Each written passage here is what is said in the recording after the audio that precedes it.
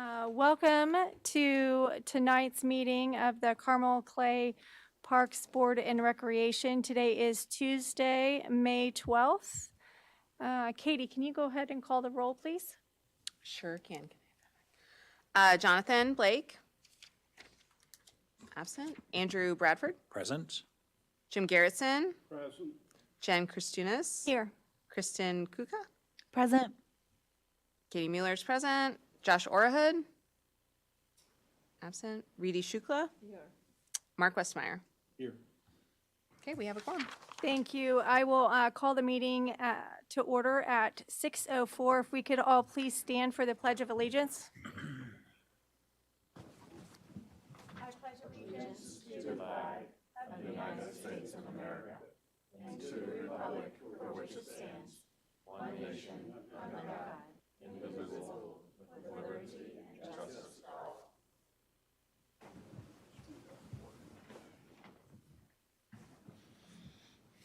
Okay, thank you. And then I know Curtis is having a voice challenge this evening, so I'll ask Michael. Michael, do you have any public comment cards for this evening? No public comments presented today. Thank you. And then staff reports again, Michael. I'll let you go ahead and lead the staff reports today. Absolutely. The staff reports are included in your board packets. Happy to address any questions that the park board may have regarding those reports. Any questions from the park board? I noticed a Spring Fest flyer in there. Everything looks fantastic. Yeah, that went very well, and I was going to show a photo during the director's report. Thank you. Mr. Garrison? I arrived about 12:30. I missed the ribbon cutting. I stayed about 40 minutes for the drummers from Columbus. Were they all women? I had already left by the time the drummers had started. Well, there were thousands of people. And they walked a long way because the parking lot was full of tents and people. They weren't nice. allowed to park there. So they walked. The Monon got heavy use. But it was a wonderful, I mean, it was a beautiful day. Temperature was fine. And I just couldn't believe how many people were there. Yeah. Thanks for sharing. Anyone else comments?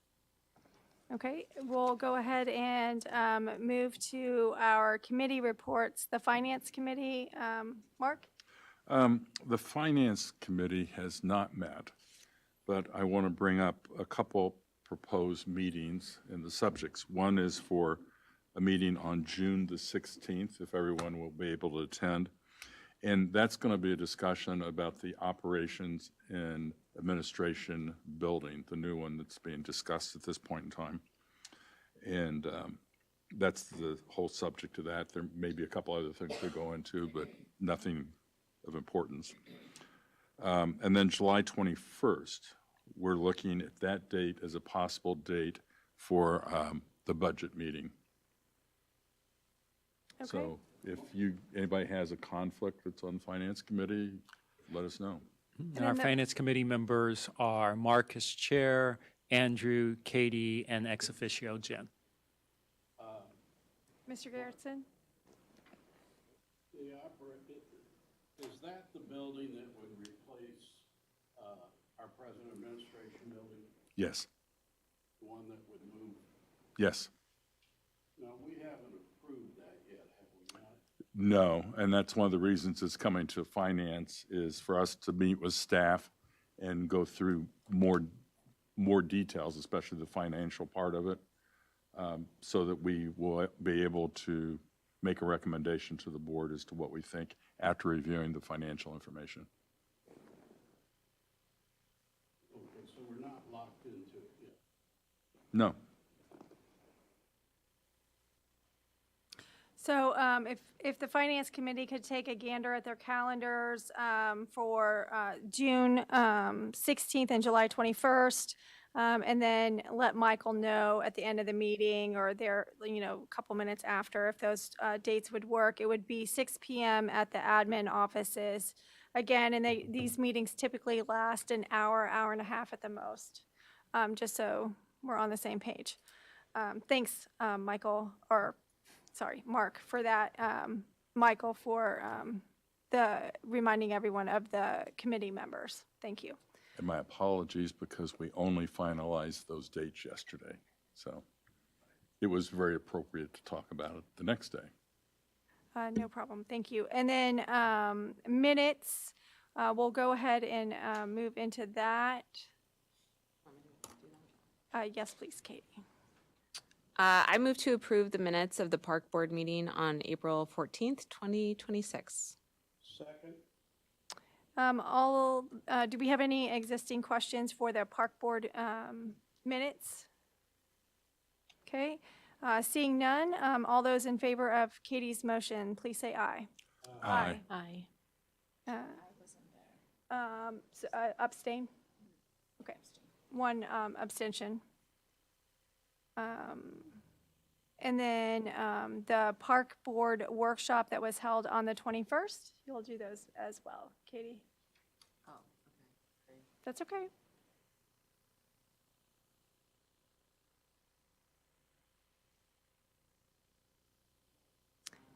It's the park. I got it. Sorry. I move to approve the memorandum of the Park Board workshop on April 21st, 2026. Second? Thank you. Does anyone have any questions, additions to the memorandum of the Park Board workshop? Okay. All those in favor of Katie's motion, please say aye. Aye. Any abstentions? I think everybody was there. Okay. Fantastic. Thank you. And then moving now into our financial reports. Mr. Westermeyer? Yes, I move to accept the consolidated financial report for March 2026, as well as the Carmel Clay Parks and Recreation P&L statements for April 2026. Second? Thank you, Andrew, for that second. Does anyone have any questions on our financial reports that we have? Okay, seeing none, then I'll call the question. All those in favor of approving receipt, please say aye. Aye. Motion carries. And then moving on to claims. I move to approve the claim sheet for May 2026, as well as the Carmel Clay payroll for April 3rd, 2026, and April 17th, 2026. Second. Thanks, Katie, for the second. Any questions on the claim sheets or the payroll? Okay, seeing none, I will call the question. All those in favor, please say aye. Aye. Awesome, those pass. And then moving on to Eric for monetary gifts, grants, partnerships, and sponsorships. Eric? Thank you. So last month we had a total of $4,600 worth of contributions, the majority of which, of $4,000 worth, was from R.L. Turner Corporation. So they're a construction company who recently worked with us on the indoor playground at the Monon Community Center. So they did a sponsorship for the water park cabanas, a sponsorship for the pickleball courts, and some digital ads at the digital kiosks that we have at the trailheads. And then Tycal Homes did a sponsorship for $500 for the Unified 5K, and then a donation of $100 towards staff appreciation from our anonymous donor. Happy to answer any questions. Awesome, thank you. Does anyone have any questions for Eric on our monetary gifts, grants, and partnerships? Okay, seeing none, I will take a motion on this, please. I move to accept the monies as received. Second? Thank you. All those in favor of accepting monies as received, please say aye. Aye. Awesome. Again, we thank everyone for their sponsorships and donations. We couldn't do it without our community supporting us, so we appreciate that. Question. Mr. Garrettson. Do we formally send a thank you to these people from you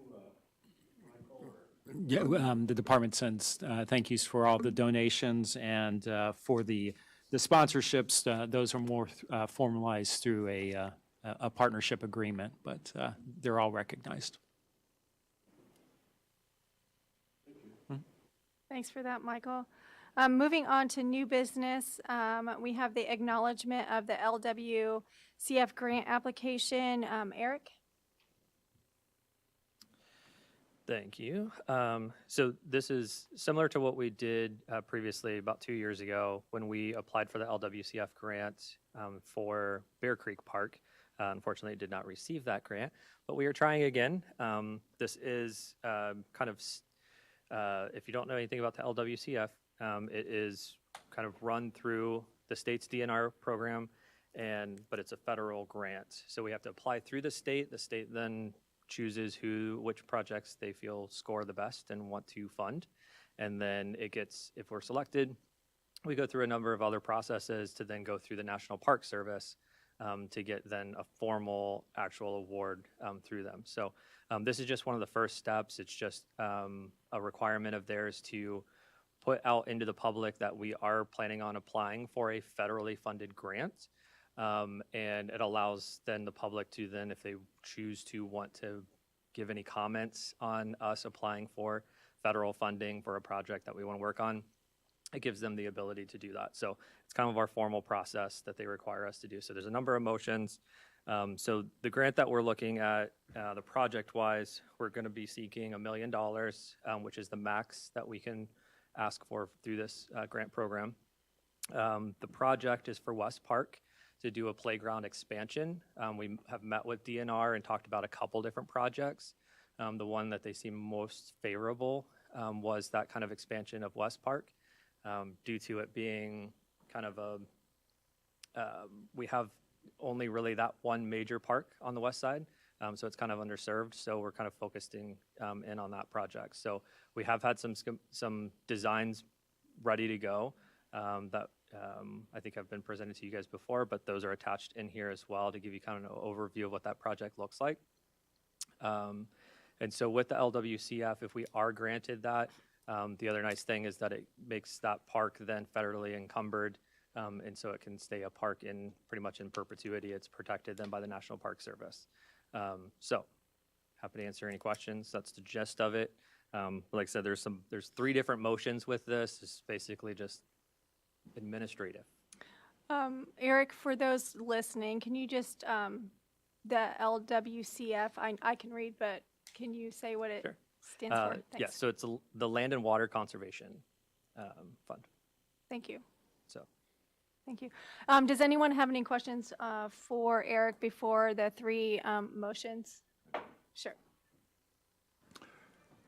How would you rate it as a percentage of getting this favorably granted by the DNR? That's a good question.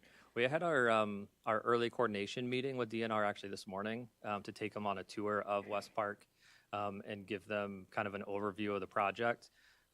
They seem pretty favorable to it, but obviously they can't really play their hand too much. This year they did at least kind of tell us. Last year the state ended up keeping all the LWCF money for state projects, but this year they did come out and say that they were opening applications for local projects. So at least we know that all the money is planned on going to local projects, but it's really hard to know, and they don't really advertise what projects they have funded in the past very well either, so it's really hard to know what we're compared to, I guess. Well, the reason I guess what piqued my interest was that we're talking a playground.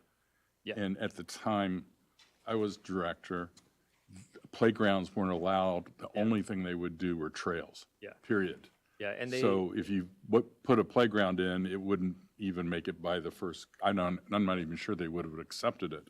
Yeah, a and few years we ago. had that exact same conversation because we had an early meeting with them as well to kind of do just a Teams call with them to kind of talk about a number of projects that we may want to apply for, because you can only apply for one project. And so we talked about potentially futures of Bear Creek, and everything. And obviously, that's what we applied for the first time around and didn't receive it. But they seem to be more leaning on servicing really the needs of the community more so than just the land and water conservation part of it, just preserving the land. They're focused in on really what the communities are needing, and they're starting to focus a lot more on accessibility. That was one of their kind of criteria that they were really basing and scoring some of the projects on, was renovating parks, or things, or giving more access to that accessibility portion of it. So they've advised us to make sure that our application kind of highlights some of those features, but playing into that need of the community, which is who's going to be using it and using those parks and playgrounds, was, yes, not what we thought that they were going to go towards, but that's what they've kind of said. We like that project a little bit better. But that's an encouraging shift in the state. We're going for $1 million. How much do they have for this? They don't really tell us that either. Well, they think they may have 6 million. It hasn't been determined, but probably around 6 million. We're going for a sixth of it? Pretty much everyone that goes for it goes for the maximum. They can always give you less, but And do they? they sometimes do. So, Mark, you asked the question, what's the likelihood of us getting it? Our last application, overall, it was viewed as a viable project. I think we were probably one of the first ones not to receive it. And I suspect, based on the conversations that we had, we did not receive it because of where we reside. That's always been sort of a problem, so. But even a $1.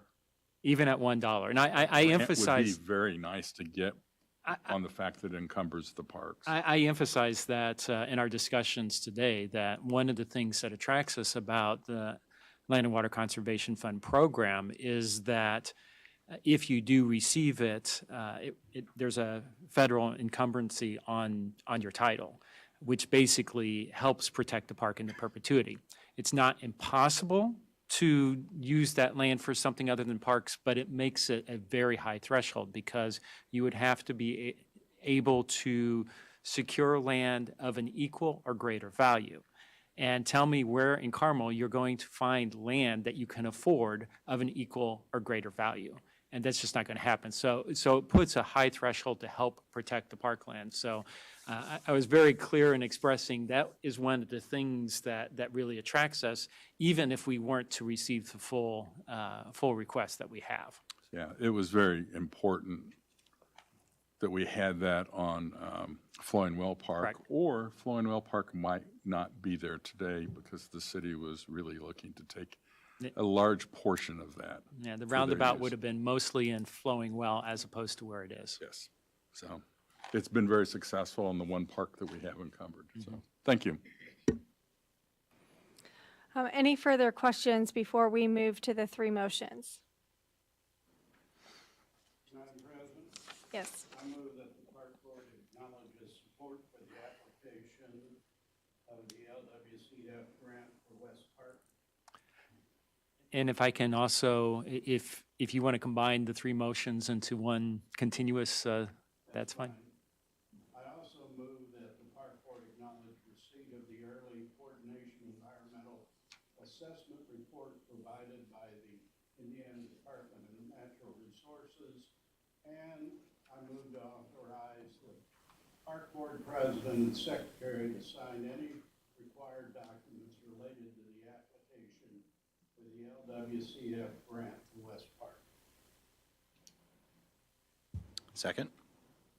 Thank you, Jim and Andrew. Any further questions? Okay. All those in favor of approving Jim's motion, please say aye. Aye. All right, awesome. Moving on to consideration of the final design and administration. Sorry, not Curtis, Michael, sorry. That's quite all right. So tonight, we're asking for authorization to enter into agreement with Y Engineering to develop construction documents so that we can bid out the White River Greenway South Extension. The request is for $173,770 to be paid out of Park and Recreation impact fees. Speaking or continuing the conversation on grants, we were very fortunate to receive from the Indiana Department of Natural Resources a $400,000 Indiana Trails Grant Program grant. And so that's contributing towards the construction of this new half-mile trail that will start at the 106 Trail just west of the new Baroque Bridge in Hazel Landing Park. It will cross Blue Woods Creek, which is the creek that enters the White River just south of the bridge, and basically the trail is just north of it, the existing 106 Trail. It will then continue basically along a sanitary easement that is on the ridge line above the river, and then exit about a half a mile later where the solar field is along Hazeldale Parkway. That's all property that is owned by the city of Carmel, and a few years ago came under management of Carmel Clay Parks and Recreation through the management agreement we have with the city. So this was always part of the plan. We were fortunate to get the funding. The $400,000 will not pay the full cost of the trail. It was always anticipated, and the match for the rest of it will be through impact fees as well. So this is within the zone improvement plan. So it is an authorized use for those impact fees. Where we'll have Y do what they typically do, which is develop the construction documents, and they will also assist with administration of that construction project. With that, happy to address any questions the Park Board may have. Are there any questions for Michael on this project? Okay. I will entertain a motion. I move that the Park Board accept the proposal from, what is it? Y Engineering, thanks, and enter into an agreement in the amount of $173,770 for the final design and administration of the White River Greenway South Extension. Thank you, Katie and Reedy. One last time, any questions? All right. Seeing none, all those in favor of Katie's motion, please say aye. Aye.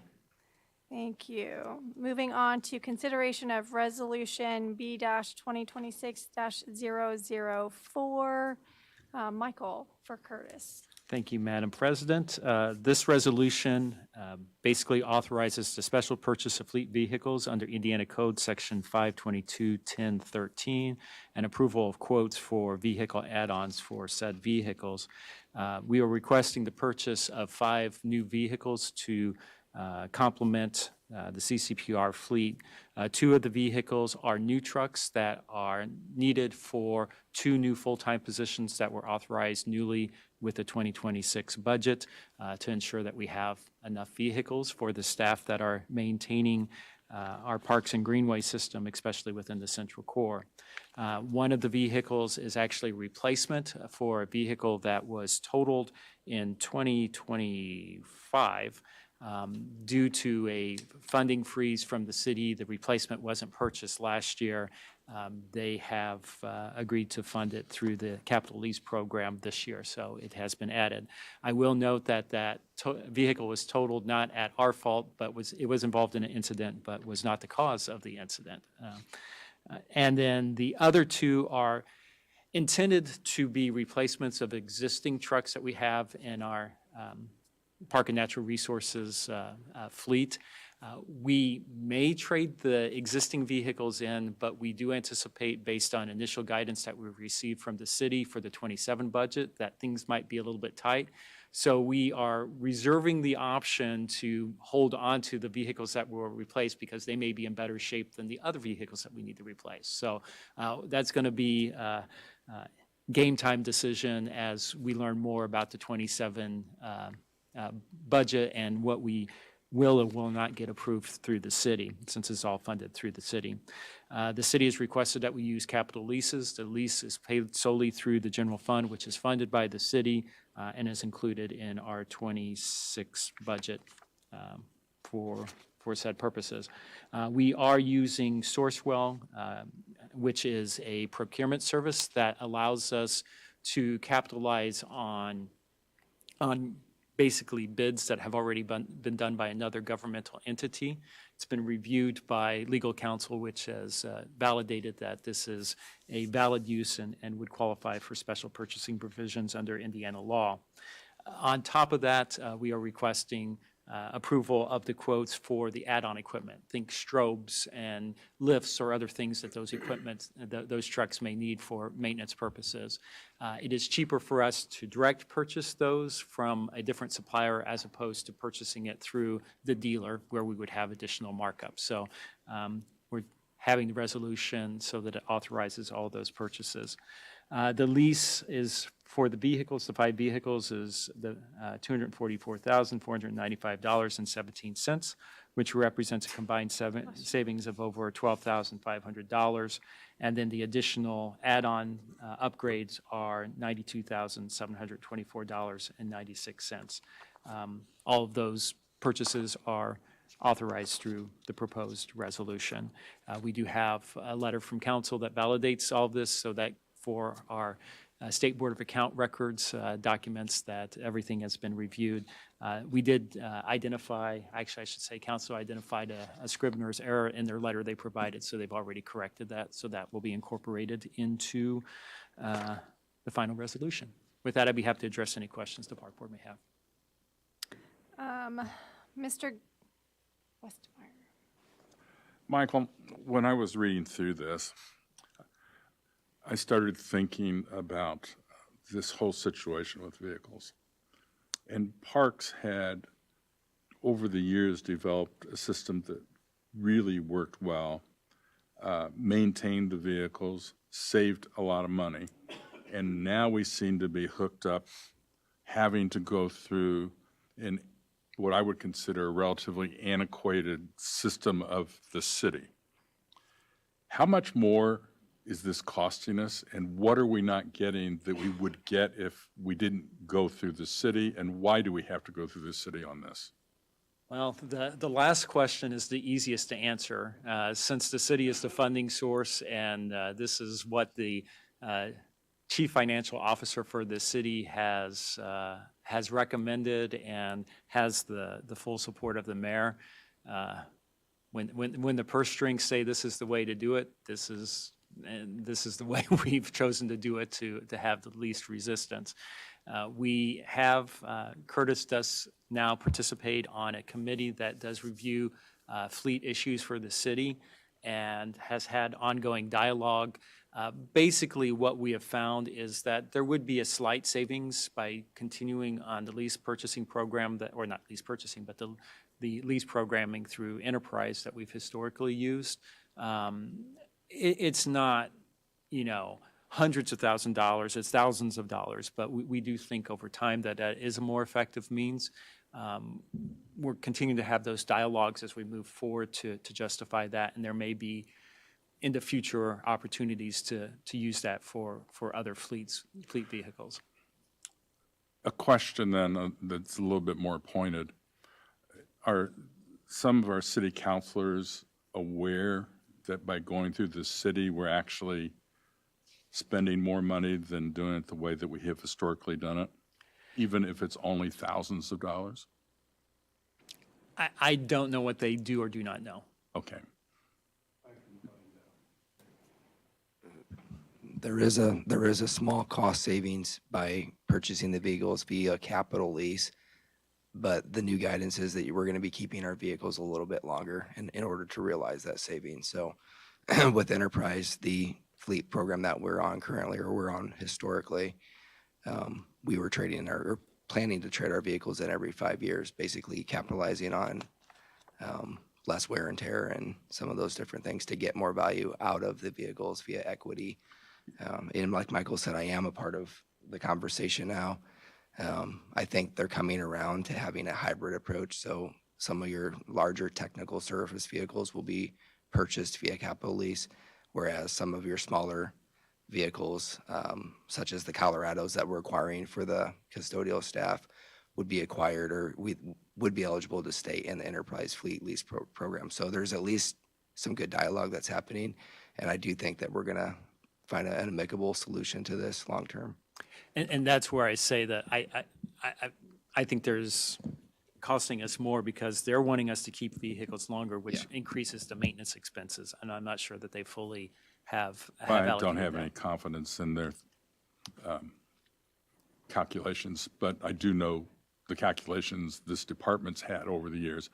And that was the reason I wanted to ask the question. I'm understanding that none of you at that table can actually take up this question necessarily with council members, but I would be more than happy to do so. I'm sure Mr. Garrettson will as well. So we'll see if we can maybe break this. For some reason, I just accepted it in the past without really giving consideration until I read through this entire proposal. So I think it's an insightful question, and, we did a lot of homework when we started working on the lease, the lease program through Enterprise. And, it is something that was previously supported by the city. Obviously, people change over time and have different perspectives on things, but,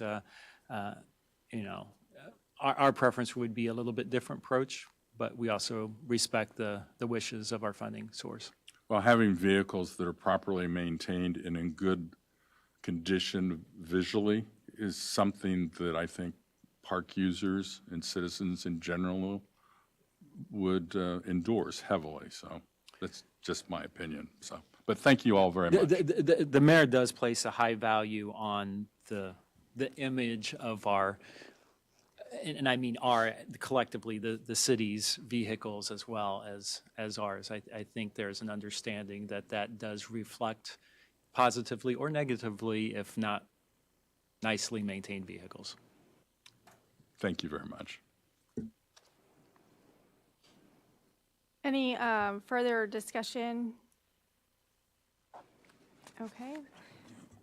If not, I will take a motion at this time. I would move to approve Resolution B-2026-004. Thank you, Andrew and Reedy. One last time, any further questions? Okay, all those in favor of Andrew's motion, please say aye. Aye. Thank you. Moving on to old business, there is none listed on our agenda, so we will move into our attorney's report, and we have Zach visiting today. Hi. Just Hi. a few items. We worked to prepare the special purchase resolution and opinion letter that you all just approved. We've been reviewing legislation from this past session and prepared a summary that we've shared with Michael and staff. We are currently reviewing the park special use policy for the Monon Center to include some possible changes. And I worked with Curtis to, I provided some input on some policy documents related to the Monon Center. Happy to answer any questions. Thank you, Zach, for all of your work that you do for us. We Pleasure. appreciate it. Does anyone have any questions for Zach? Okay. Moving on to the director's report. Michael. Thank you. I have several items that I want to present to you tonight. Hal or David, if you can put my presentation on. I've got a PDF, so will that create any issues for you?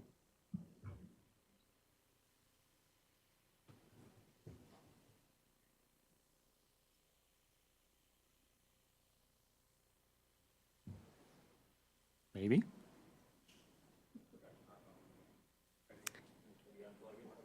Yep. Can I ask a question while we're waiting? Not Sure. related to this.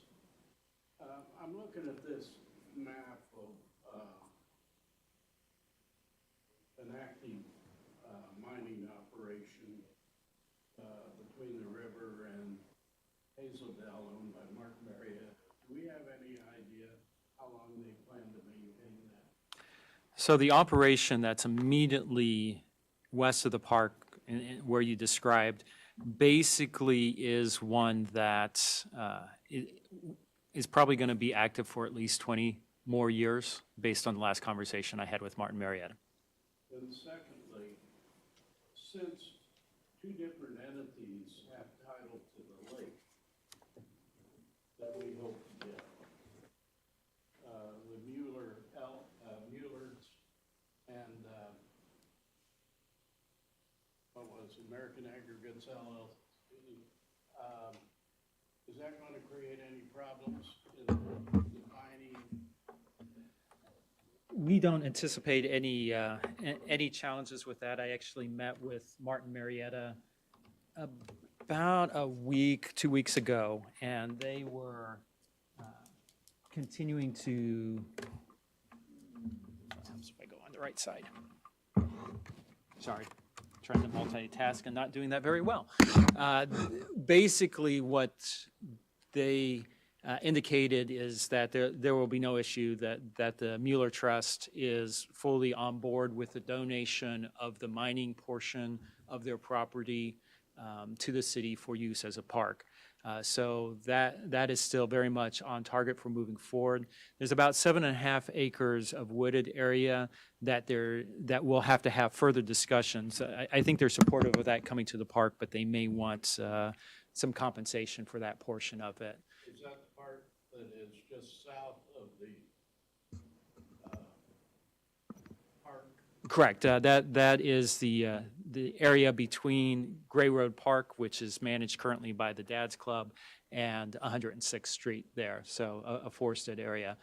Some of the trees, I mean, it appears that there's probably a fair amount of ash and a number of trees that need some hazard mitigation at some point, especially if it becomes public property.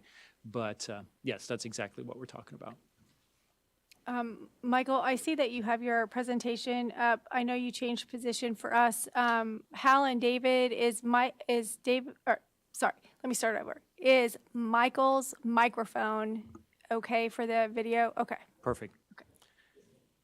So I wanted to, as part of my director's report, yesterday we had a very positive meeting with the Mayor's Advisory Commission for Veterans and Military Families.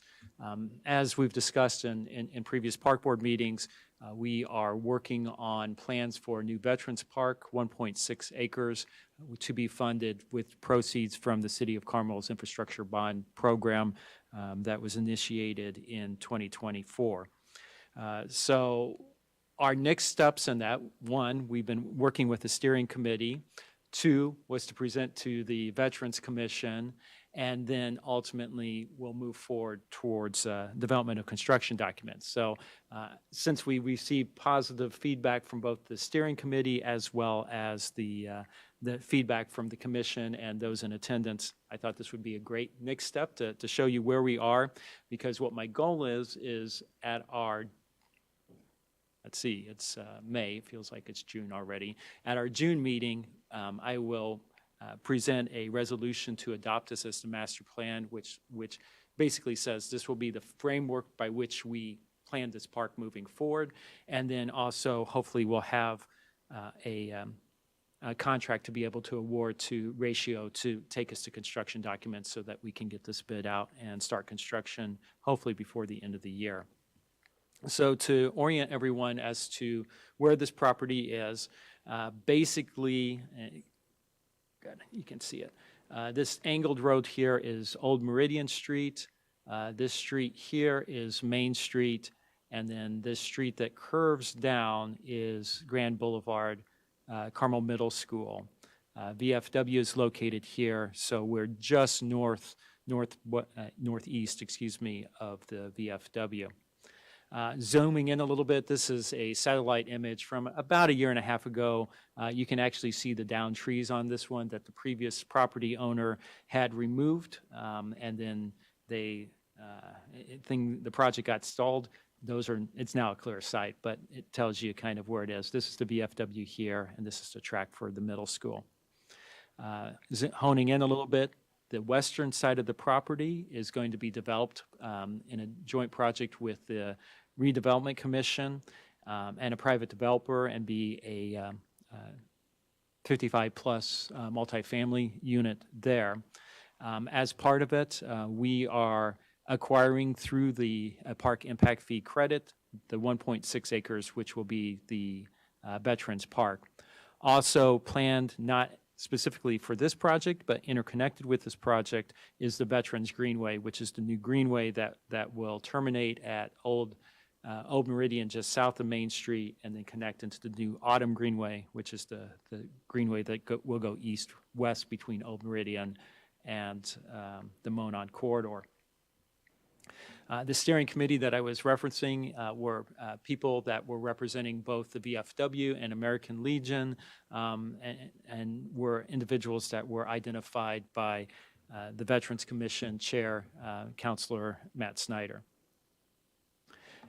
In the discussions we had with the steering committee, there were some design principles that were kind of clear on the feedback that we had. Number one, which I thought was really insightful and drove the design pretty significantly, is one of the comments we heard was, we want this park to be not about veterans, but to be for veterans. More active, more not a memorial, not a single point of interest, but something that's a little bit bigger than that, a little bit different than maybe your traditional Veterans Park or Memorial Park. We knew because of the way the property was coming to us that we were going to have to manage stormwater for the Heron Club, the multifamily development that's our neighbor. So we wanted to lean into that. It could have been more of a dry pond, but we wanted it to have active water. So that was taken into consideration into the design. It was strong that we didn't want it to be about one branch, but about all the current branches of service, all 6. They wanted the design to integrate and consider Olden Woods, which is owned by Carmel Clay Schools, and I'll be visiting the school board probably at the June 10th meeting. There was a discussion about wanting this space to be able to accommodate groups, and originally we were talking around 20 to 40. As the designs evolved, we can actually get a little bit bigger groups. But part of it was being able to have field trips where students at the schools, middle school or other schools throughout the community can come and maybe have conversations with veterans, where our camps can go and also have that as part of one of their field trips. So that was something that was taken into consideration. There was a lot of discussion about the importance of water, the sound of water, the calming influence of that. So there was a design for some type of interactive water feature, and there also was a desire from our steering committee to have some type of fire element. Obviously, when you're in combat, I mean, fire is an element, whether it's a split second from ammunition or whatever, but there was a desire for fire. And again, sort of like I talked at the beginning, more about an experience as opposed to, one memorial that's about veterans. And so looking at the site plan that we've honed in on based on that feedback, and I've got some nicer illustrations to kind of show what some of this is, but there's going to be a pathway that's actually on the private property for the Heron Club, but for which we'll have a perpetual easement that basically becomes a promenade, pedestrian, bicycle access to get to the park. The park's a little bit more back-facing. Actually, the front of the park is the greenway, not necessarily the street. That's the best way to look at it. Another thing that through the conversations with the steering committee, there was an interest in better utilizing some of the space that's actually owned by the VFW and immediately west of Olden Woods, but to integrate that into the park. Right now, where the C is actually dry retention area and not usable. So looking at continuing the stormwater elements of that, but actually making it a plaza where you can have events, a stage, and then sort of having an entry plaza into this expanded park. Obviously, there'd have to be management agreements for that to happen, but the VFW is very receptive to that. Additionally, the main trail entry jumps from this promenade onto a boardwalk that comes into the wooded area and then goes north into the park. That boardwalk continues over the stormwater element, the pond. It has an opportunity here for another plaza area, which becomes sort of a secondary entrance into the park. We could have tents and events there. I forgot to mention the Heron Club. There will be parking structure involved with that. That is the public parking, so that will serve as parking for the park as well as for the VFW, as well as for the Greenway and for visitors and residents of the Heron Club. There will be sort of a great event lawn, which can actually accommodate up to 100 people, just as this new plaza to the east of VFW can accommodate another 100 people. There's basically a living room, which has more seating areas and the place for people to gather. It is bordered on the east side by the Veterans Greenway. There will be a relocated legal drain, basically a creek that goes through the site. Currently, it goes at an angle through the site. It's being redirected by the developer, Rebar, to go along the north and eastern edge. What's nice about that, especially on the eastern edge, is there's already a fence between this property and the school, but the creek provides yet another sort of barrier between the school and the park and the development to the east.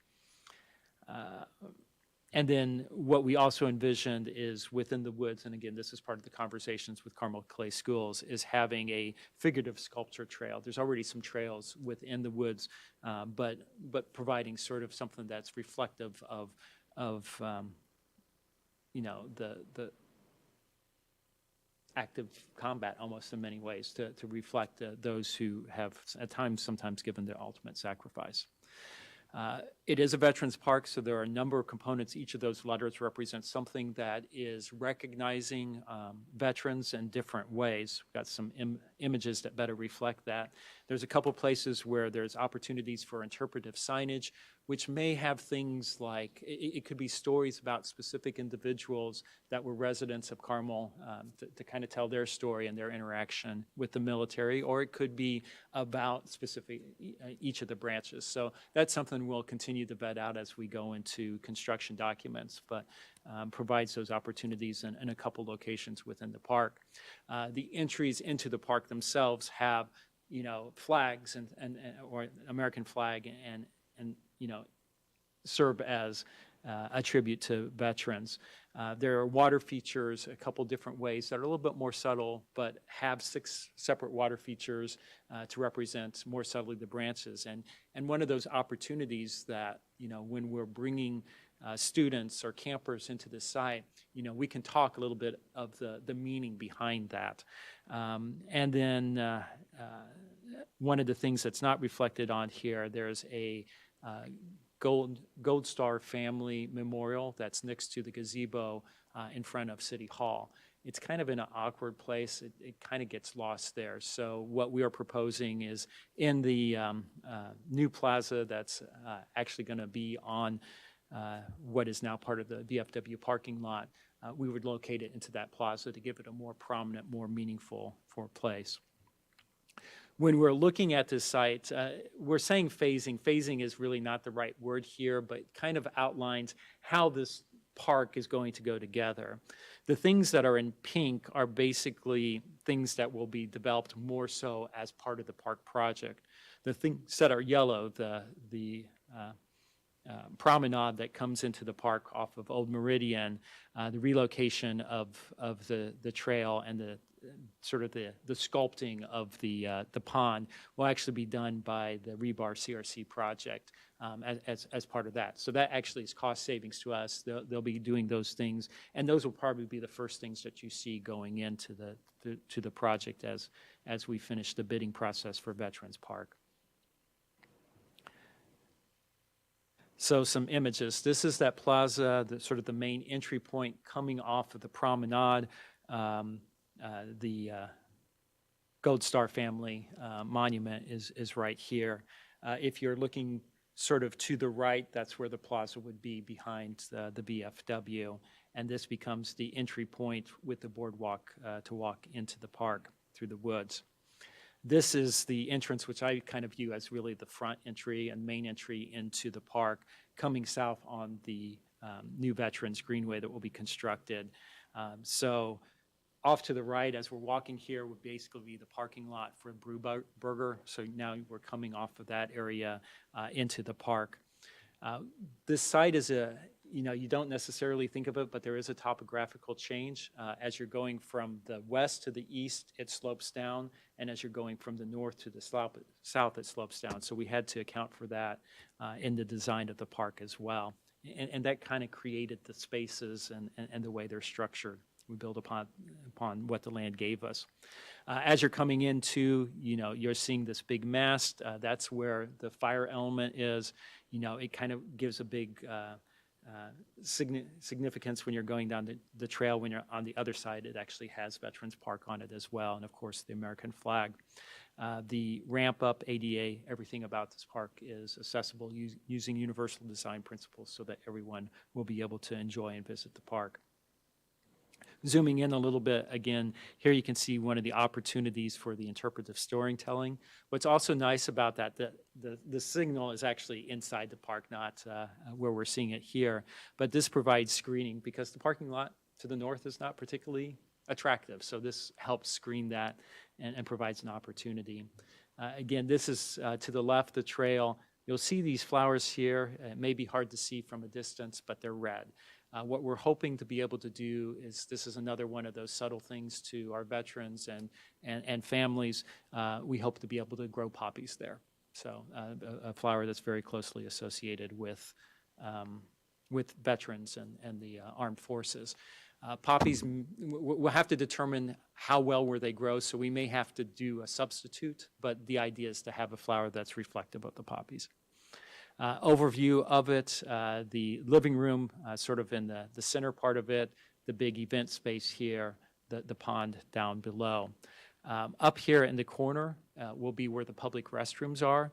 We really wanted to kind of originally look at having it in the other corner of the building, but with the lay of the land, we would have had to do a lot of ramping because it would have been on a second floor for where the actual plaza is. So there was a lot of expense to get up there. So we ultimately moved it here, and I actually like that location a little bit better.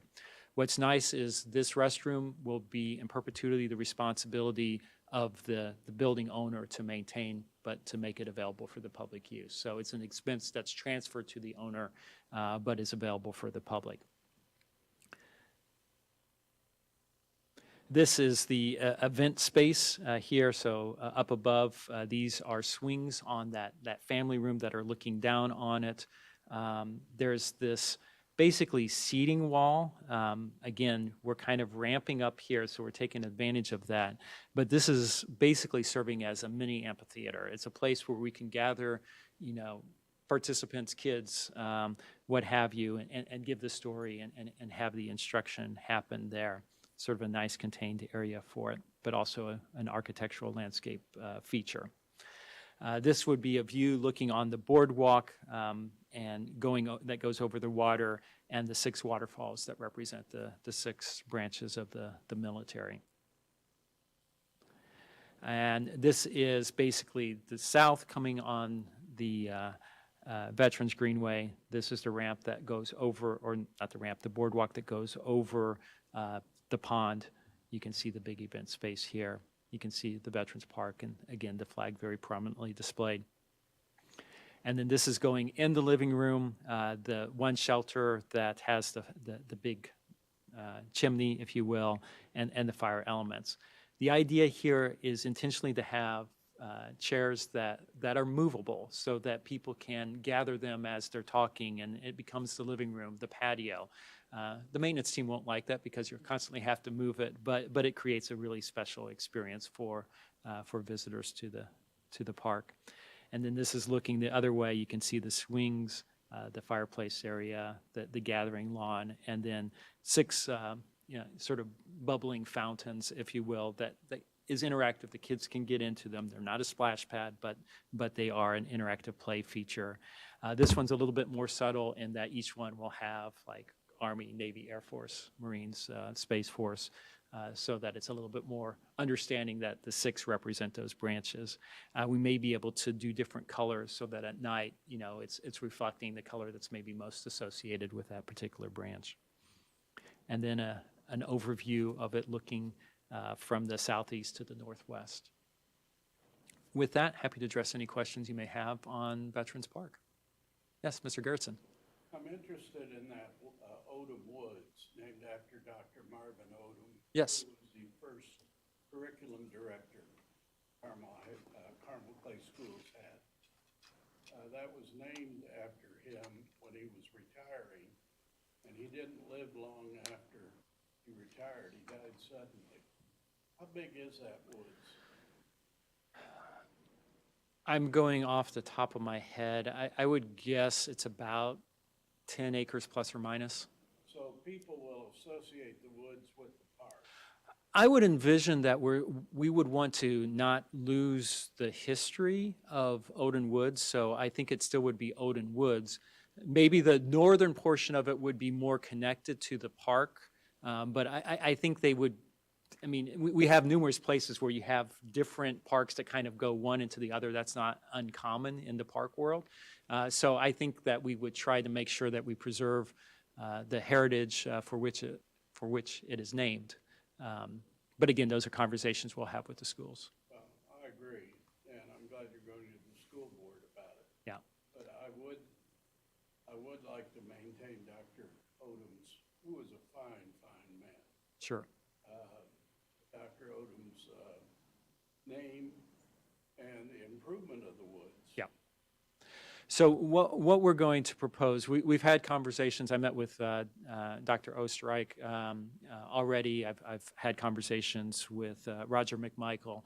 So from an administrative standpoint, they've seen maybe not these exact images, but earlier versions of it. So we've had those conversations. I requested the opportunity to, and Dr. L fully supported meeting with the school board so that I can bring them on board. Ultimately, presuming that the school board is supportive, we'll do a management agreement with the schools. The schools won't want to give up the property. We've been very clear in past conversations when we've looked at opportunities for using school property for park purposes that the schools want to maintain that, and that's understandable. But we can do it in a manner similar to what we do with the city, so that we're taking over the stewardship of the space, but the schools retain ownership. I don't think we've been able to really develop that woods. I don't know that anyone really wanted to. Yeah. But you're talking about an 11.5-acre park now, basically. Yeah. That's the way the public will perceive it. Absolutely. I think that's wonderful. It's going to be a real gem within the central core of the community. I mean, it's obviously a more dense portion of the community. There are a lot of multifamily residences in close proximity to this. The Greenway will connect it to even more residents within the central core, as well as people that are just visiting the area. So yeah, I think it's going to be really popular, and it's going to be a very special space. I think you're right. I think probably a couple, 3,000 people are going to live near that intersection. Yeah, probably easily so. The dogs will be out there. You want another dog park? Mark? Is there access from the parking lot next to Brew into this area? So Only reason I'm asking is there's a lot of parking there. And that Correct. would be a more natural place to park than in somebody's the private parking the shift garage. elevations, the creek in between, it really makes it not accessible. Okay. And that was kind of by design, because the conversations with the property owner, Cunningham Group, Cunningham wouldn't, didn't want- they're very receptive to Veterans Greenway. just not access to their parking. Yeah, they don't want their parking lot to be the parking lot for the park, understandably so. The other thing that I doubt that you haven't, who was doing the design on this? Was it Ratio or? Ratio did the design on the park. Okay. Having worked with them in the past, I can probably answer my own question, but are there any predictions on maintenance costs for this park by Ratio? This is one of the things that we are now honing in. So, these are obviously still early renditions. We'll be looking very closely at the finishes. Some of the things show pavers. We probably want to have fewer pavers, it's going to be less expensive to build because we do have budget constraints with this. And it also becomes more expensive to maintain. So we're going to be honing in on those finishes to try to manage what the long-term maintenance expenses will be. Can I chime in real quick? Yeah. Sorry, Mr. No Voice over here. Our Park and Natural Resources Director, Michael Allen, has been involved in these conversations as well. One of the things that we've talked about is artificial turf in lieu of real grass in this space, just to help with not having to replace sod and some of those different things. So we've definitely have had a seat at the table and have been heard. Well, that brings me to where I'm heading to. This is another pocket park by the city driving to us to maintain. And fortunately, we have some say-so now, which is better than it has been. But I'm interested, as we start talking about budget cost, what percentage of resources, maintenance resources, are being, out of our entire budget, are going to the parks that we have that are more larger parks versus the pocket parks that we're inheriting. Because I am just very interested to see how much maintenance dollars, both short-term and long-term, to maintain these parks are going to affect our long-term budgets. So, insightful question, because the reality is the parks in our central core, our urban area, these smaller parks are significantly per acre, per square foot, much more expensive to maintain than a West Park or even a Cary Grove Park, which is 5 acres.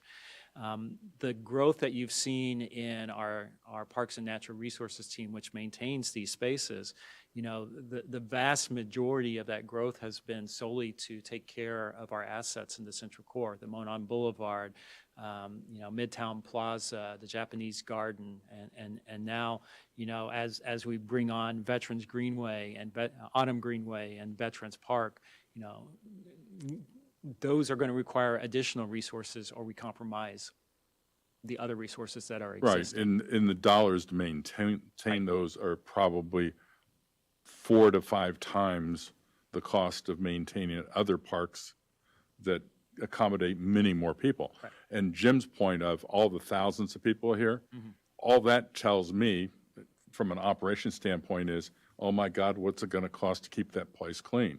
Because you have a number of bars in the area, so I can see this being an attractive place at night until the police, and I don't see an easy way to get vehicles in and out of here, or the police to observe what's going on under their normal patrol mechanism. So It's one of those that it's going to require bicycle foot patrols more so to get in. Now, this promenade is actually one of the vehicular access points, obviously not for the average citizen, but for park maintenance purposes, for public safety purposes. I'm sure an ambulance can make it through there. Exactly, It's fire truck. rated for that. Yeah. All that will be rated.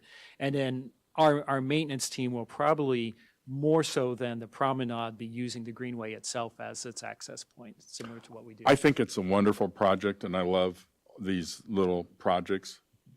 I struggle with the fact that we can't get budget dollars from the city to maintain what we already have, and we're having parks moved over to us that are costing 5 to maybe 10 times what our other park system, other parks cost. We've been pretty fortunate so far to get the dollars that we've needed for the operations of the park. We've struggled in finding that long-term capital funding, which is probably what you're especially referencing. I mean, yeah, as we bring more parks and assets into the park system, those long-term capital funding needs only grow, and to your point, in many cases exponentially, because of the types of assets we're bringing. But there's a online. lot of hidden maintenance costs in this particular project. You got waterfalls and fountain, I mean, that kind of stuff has to be winterized. I mean, there's a tremendous amount of work to maintain those through the off months and then replenish them. And as we've had a lot of experience, the winter never does well with pumps and other things exposed to the elements. So Yeah, that's exactly where I'm going. Yeah. So, thank you. Mr. Gerritsen? This park butts right up to the rear of the VFW, right? Yes, that's correct. And I believe the township gave the VFW $250,000 to add a very beautiful and big covered space behind their building. I know that they contributed towards that shelter you're referencing. I don't know the dollar amount. So it was a significant amount. They gave the Legion $50,000 to repave their lot. And they gave, I think it was $250, Matt told me, to the VFW for that. And they use that in the summer a lot. A lot of people are out there and obviously have their libation with them. Drinking. We just need to have a lot of attractive waste Yeah. containers. And we're going to have, and I think based on the conversations we've had with VFW folks, is that, we're going to be enlisting them to help us from a volunteer standpoint with components of this park, not only the educational component, but also the maintenance and eyes and ears to help ensure that people are using it properly. I think it'd be a wonderful asset for the city. It will. Yes, Reedy. Any shaded areas near the amphitheater? So, It all looks very sunny, which is great. let me go back to this. The challenge with the site is that there's not really a lot of opportunities to bring more shade into it. I mean, there will be shade in the shelters that are up here. There will be trees along the side, which of course with a new park take some time for them to mature and become. Now, this is a 5-story building. So in the afternoons especially, probably beginning around 1 o'clock, but definitely by 3 o'clock, you're going to see this cast a shade over portions of the park. And then, of course, the southern part where the existing trees are. So there'll be opportunities to enjoy the park that's not in the open, but, these areas in the center of the park, to get the type of programming, things that the steering committee was very interested in. The shade kind of gets to the side, and then we rely on the building as well. If you wanted to put a concert out there, how many people do you think? So in this area here, as well as this area here, we're talking about 100. So it's not a huge space. It's not intended to like, for example, be the replacement location for the concerts at the gazebo. It's just not the right place for that. But for, small gatherings, for commemorative events, for the veterans, for educational things, it certainly can accommodate in 2 different locations, collectively about 200 people. In both locations? 100 each, so collectively 200, yeah. And will you be buying chairs for that area that can be put out? For the open areas, no. For the living room area, there will be seating, so. Any other questions on veterans? Just a couple more items to wrap up my report. One, I want to make sure that you're all aware, obviously at the December meeting, you approved a resolution naming the Eastwoods and Central Park the Susanna H. Dillon Woods. We have worked very closely with Sue, and on June 12th at 2 p.m., we will be officially commemorating that action. A new sign is going to be soon placed along the Central Park East Drive. There's already a interpretive educational sign as you go across the road into the northern section of the Dillon Woods to tell Sue's story a little bit, as well as commemorate Doc Dillon, who was her husband and partner, and I don't want to say partner in crime because everything they did was really tremendous for the park system, but they truly were a duo that this community was very fortunate to have. So encourage you, if you're available, 2 p.m. to join us for that. We will be sending out email invitations as well, but wanted to get that on the record. A couple other things. We will be likely commemorating the opening of Monon Boulevard Phase 3. That's where the new playground is, immediately north of City Center Drive. Likely happening on Friday, July 3rd, time to be determined. More information coming, but just to get that on your calendar as a possibility. So that you're aware, there's going to be some asphalt work done in several places throughout the park system. The main entrance in West Park, beginning this Thursday, May 14th. If you go in, there's a small section right as you come in on the main entrance that is still the old asphalt from pre-renovations.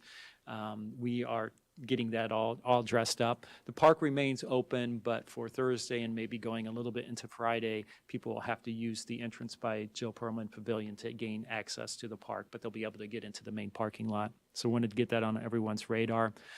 Likely beginning this Friday, and of course all this asphalt work is weather dependent, so if it rains, things get bumped a little bit. But beginning hopefully this Friday, you'll start seeing some asphalt repairs on the Monon Greenway and Hagenbrook Trail.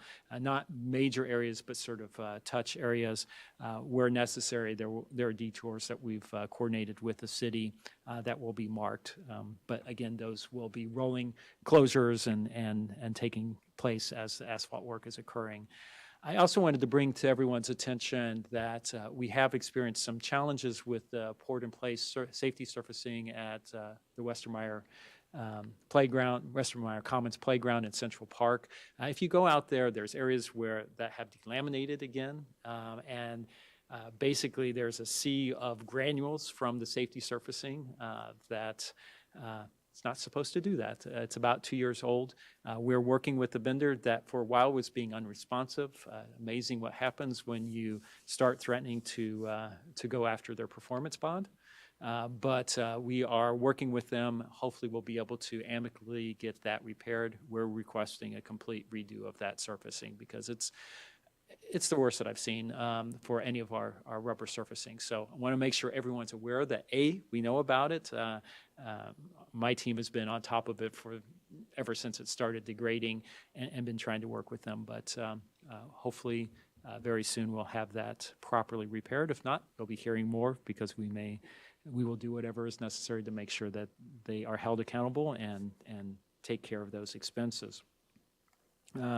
Mentioned earlier, but we did have on a week ago Sunday, or this past Sunday, we opened the Japanese garden. So a great ceremony, as Jim indicated, huge crowds there. It was right at the kickoff for Japan Spring Fest, so it had a built-in audience, but had great attendance and rave reviews for the new Japanese renovated garden. So if you haven't had a chance to go out there, it's not a long walk, but it's really an inspiring walk. So I encourage you to take a look.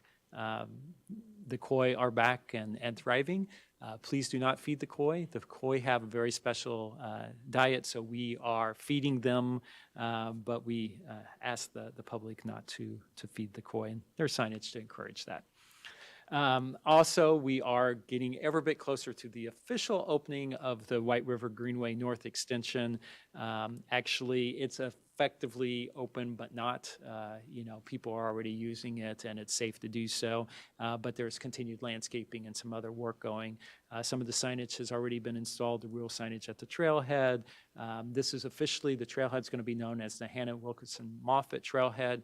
When we purchased the property, that is the trailhead from descendants of Mrs. Moffett, they had a request that it be named after one of their ancestors or in honor of one of their ancestors.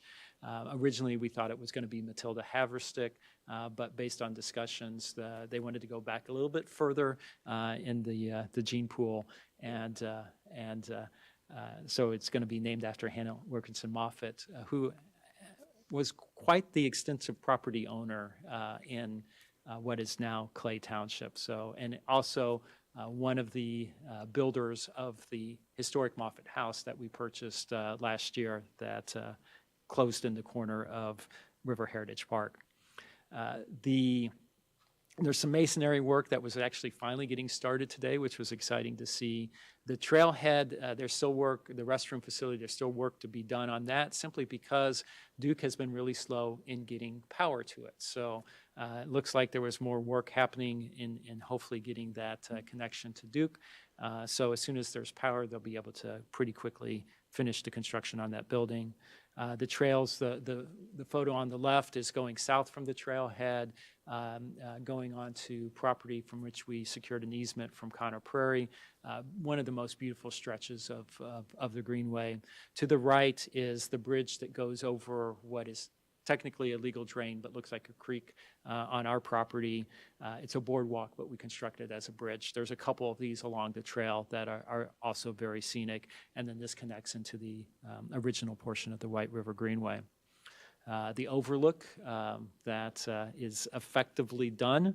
There's some bigger boulders that still need to get placed underneath it, but provides a really great view of White River. And I think it's going to be well enjoyed by the public. And close to that area, I always enjoy, especially when it's nice and quiet, seeing some of the wildlife. So there's some, a former tree that's in the river, and if you zoom in, there were some turtles that were sunning themselves. There was additional one over here. So I always enjoy that, and the public will be able to periodically see that as well. And then, of course, we are pleased to report that Carmel Clay Parks and Recreation was named as one of 4 finalists in Class 3 for the National Gold Medal Award for Excellence in Parks and Recreation Management. So since 1965, there have been only 222 agencies that have ever received the gold medal at least once. We've already received it twice. There are only 5 agencies in the state of Indiana that have ever received the gold medal. Bloomington and us are the only 2 that have received it twice. The other communities once. The award of the Grand Plaque, the winner, will be announced at our National Recreational Park Association Conference on September 30th. If any of you are interested in possibly attending that, just reach out to Curtis or myself and we can help facilitate that. But to put it in perspective, obviously 222 members as of today are winners, some of them multiple times. But if you think about it, in the United States, there are 19,495 cities, towns, villages, or similar types of communities. There are 3,143 counties and parishes. There are, of course, 50 states, 14 U.S. territories. There are approximately 800 U.S. military installations around the world.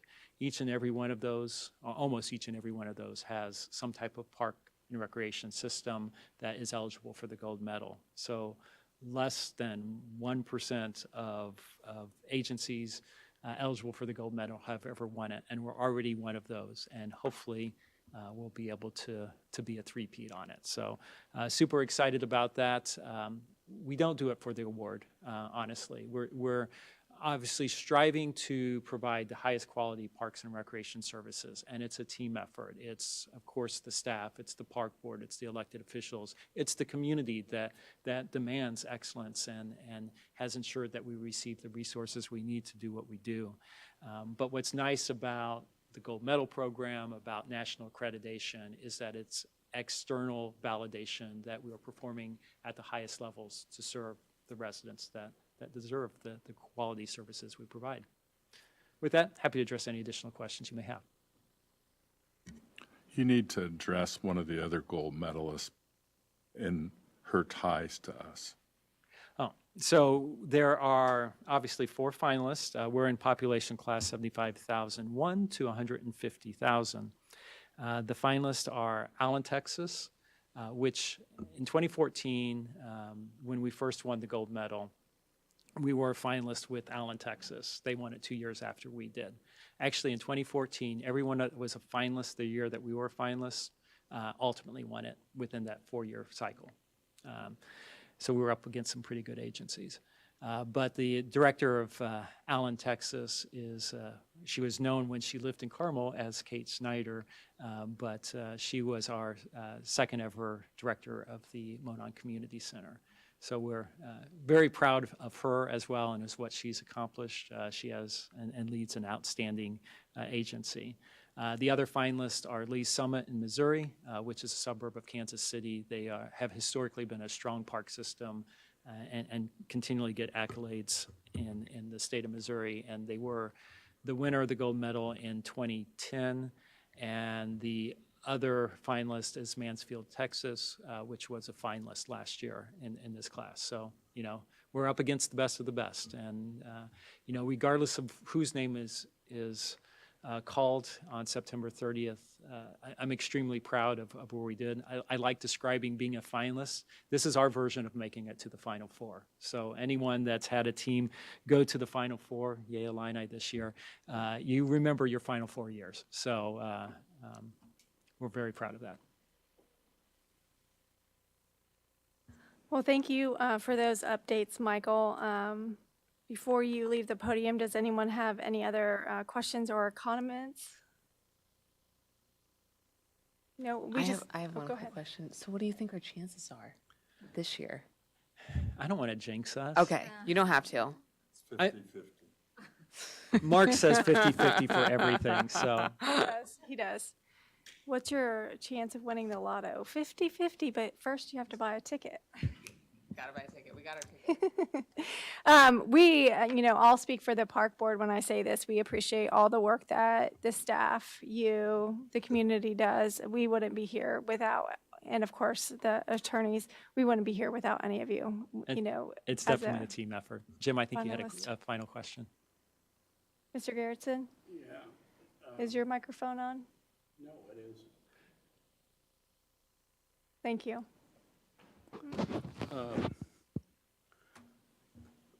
I'm not sold yet on the idea of tearing down the Estridge House where our administration building is and moving it closer to the road and putting maintenance facilities behind it. Have you examined any alternatives? We've done an extensive examination to determine what we believe is in the best interest of the department. But one of the things that we want to do is have a dialogue with the finance committee to vet it further and make sure that we're getting a little bit more input before we bring a formal proposal to the park board for consideration. On top of that, we know that there's multiple steps to make any improvements to our operations facility, which is woefully inadequate. Anytime I give a tour of the park system, new park board members, elected officials, we're using 1940s structures that were built as houses to maintain our park system. And I'm not the administrative offices, that's really not what this is about. It's about the park operations, the maintenance staff, that's the biggest need for us. And, for the caliber of our park system that we have, nationally accredited, 2-time, maybe 3-time National Gold Medal Award winner, we have probably the poorest maintenance facility that I have seen. And I don't want to sugarcoat it. Our staff does a phenomenal job with the resources that we have. But when Curtis and I are going on accreditation visits to agencies that are not near the caliber of us, not to be bold, but just factual, I'm drooling at what they have because they have much better, more efficient, purposely designed facilities for that. I don't disagree with you on any of that. But the location, I know you think this is centrally located and that services well. But the city's street department is located about as far west as you can. And it's grossly inefficient.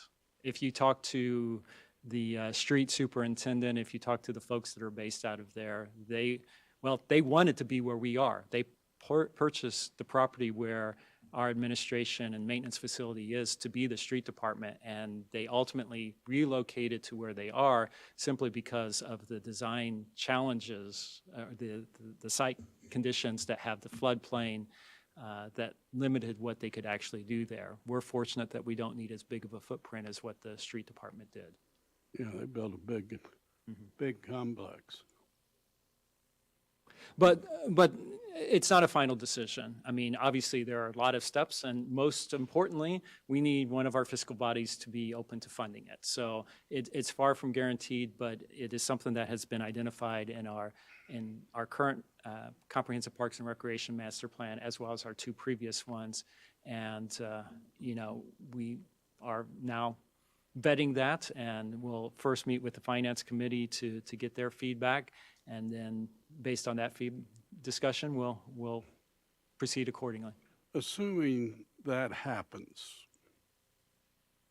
where are you going to operate out of when you tear this building down, which you have to, I'm not this building, the administrative building down?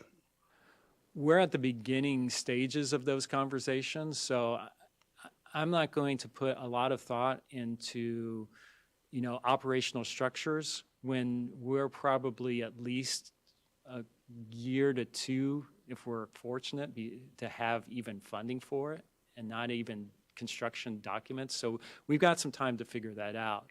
Looking at the conceptual plans, I think there's an opportunity to have maintenance continue to use their facilities, maybe modified, while a new facility is constructed, if that's the route that we proceed with. But that would leave our administrative staff homeless, and finding office space is a lot easier than finding maintenance space.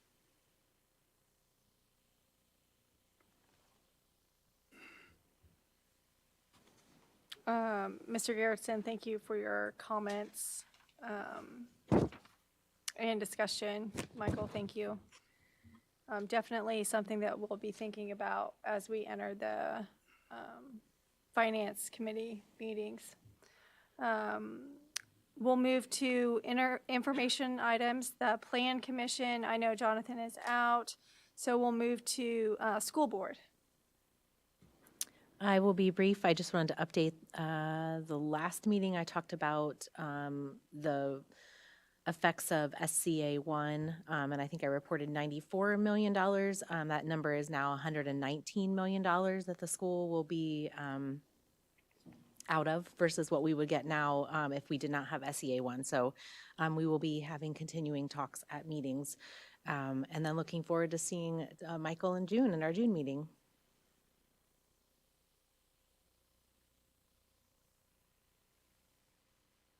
Well, that is a big number. Thank you for the update. Climate Action Advisory, Eric, have you met since our last meeting? We haven't met since last meeting. The only update that I have is that I was at the City Council meeting early May. There was a amendment to the ordinance that formed the committee that we had proposed with the assistance of sponsors.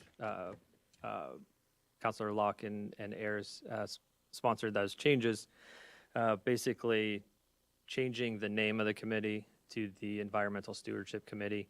Kind of broadens our scope a little bit and kind of redefines a couple of things that were kind of intended to work on. So I'll make that change moving forward on the agenda here.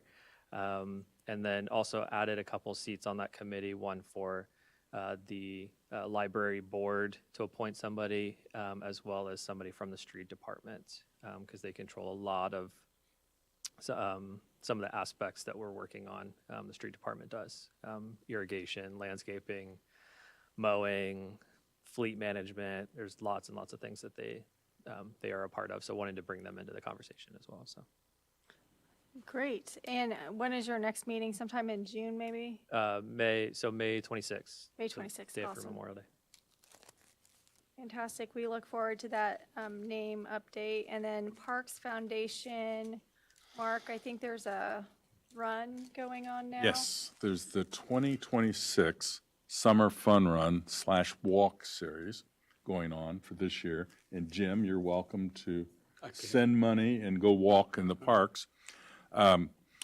Registration is on the CarmelClayParks.com main website, and it starts on Monday, June 1st, goes through Sunday, July 19th. And it's one park and one trail every week. It tracks your progress on the app, and it's fun. I did it last year. I didn't run. I walked. Could have died if I ran. Anyway, the race schedule starts off, and you're on your own. So any time in a week, it's not competitive unless you want to see how long you can go. Because some people logged 24 hours last year. I think they just got confused and didn't really walk for 24 hours, but could be wrong. The first one is at River Heritage, then Flowing Well, then West Park, then White River Greenway, Greyhound Trail, and Hagen Burke Trail, and then last is Central Park. And obviously, the Parks Department is actually the main sponsor of this in helping get it done. So I appreciate very much Michael and all the staff that are involved, especially the maintenance people, at making this positive. This is our second year, and last year we had almost 200 people. I think we maybe had a hair over 200 people. And this year we already have more than 100 people signed up. So it's good shape. That's good news. And then thanks for that, Mark, and we'll go to Park Board comments and or discussion if anyone has any. No one? No one? Madam President, I'm not on the park board, but because I wasn't sitting over here, I forgot to announce that at your spots are the most current version of the Park Conversations, which is commemorating our 35th anniversary. There's a nice spotlight article in there on Sue Dillon, as well as some other articles on programs and people that we've impacted through our facilities and services. This is distributed through Current and Carmel, so you may have already received it through that as well, but wanted to make sure that you were aware of that. And want to thank our videographer for the outstanding photo on the cover. Awesome. Thank you. Since seeing nobody else has any comments or discussion, we thank everybody. And hope that everyone has a great Memorial Day as it's coming up. When does the pool open? It opens the Saturday before Memorial Day. I should know that off the top of my head. I do not. 23rd. It's the first favorite day of Parks and Recreation people, and the second favorite day of Parks and Recreation people is Labor Day. All right. So seeing nothing else, I will take a motion to adjourn. So moved. And now a second? Second. Perfect. We are calling the meeting over at 7:36. Thank you, everyone.